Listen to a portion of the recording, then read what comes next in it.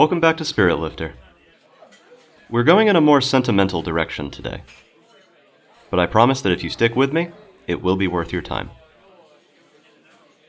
Let's start with my current reading material. And what I'm sure will be of little surprise, I like reading about beer. I recently started For the Love of Hops by Stan Hieronymus. He does an excellent job of surveying the history, the business, and even the science behind the plant Humulus lupulus, which is vital in the production of most of the drinks featured on this channel. In his notes on the linkages between smell, taste, memory, and emotions, one passage that I immediately highlighted upon reading it really speaks to the heart of today's episode.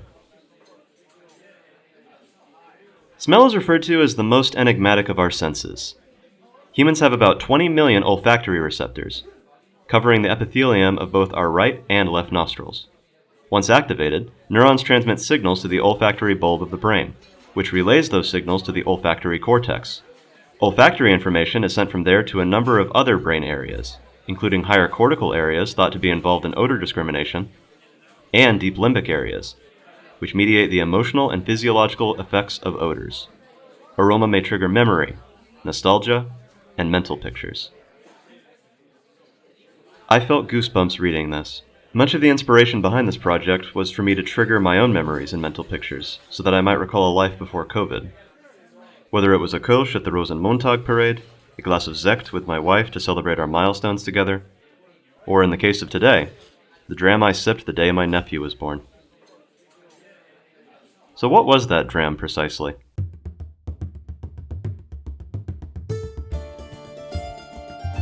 Although Connemara falls under the banner of the Kilbeggan Distillery, it is produced in the northeastern county of Louth, outside of Dundalk at the Cooley Distillery.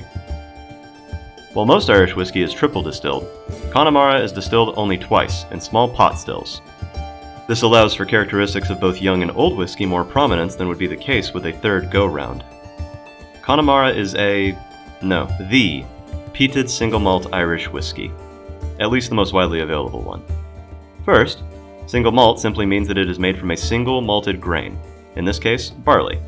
Second, peat is something more associated with Ireland's Celtic neighbours, particularly on Islay off the Scottish mainland.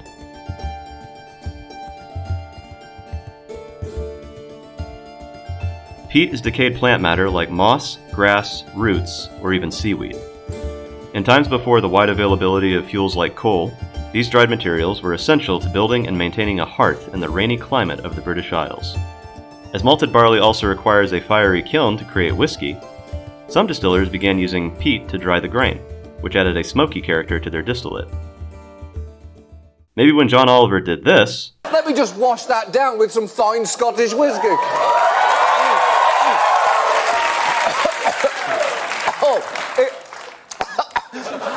It tastes like a delicious house fire. He was tasting peat. Connemara Original measures in at 40% alcohol by volume. No bitterness here, my friends. The star of the show is a pleasantly smoky and gentle distillate aged in oak. The smoke comes through even before the liquid meets your tongue. But it's not a house fire. It's a bonfire. And like such get-togethers, this whiskey is warming without being aggressive. There are also some vanilla and spice undertones, which I suspect are an interplay between the peat and the oak. Whatever the reason, it works beautifully. Tasting this never fails to take me back to the day I first held my nephew, just hours after he was born. I can still see the light of the setting sun glinting off my glass as I savored every moment that day. I imagined what was to come. The things he would learn, the memories we would make together, and the love I wanted him to feel as he grew from an infant to a child, from a child to a young man, and from a young man into a gentleman. With so much yet to come, I am eager for our time together to become memories, and for distinct flavors and aromas to become intertwined with them. Thank you kindly for watching. I usually save this bottle for special occasions, and I have poured myself 2 drams just this last week. One to get me in the proper frame of mind for writing the script, and once again for my nephew himself. On that note, are you listening, boyo? Your auntie and I want to say... Happy birthday!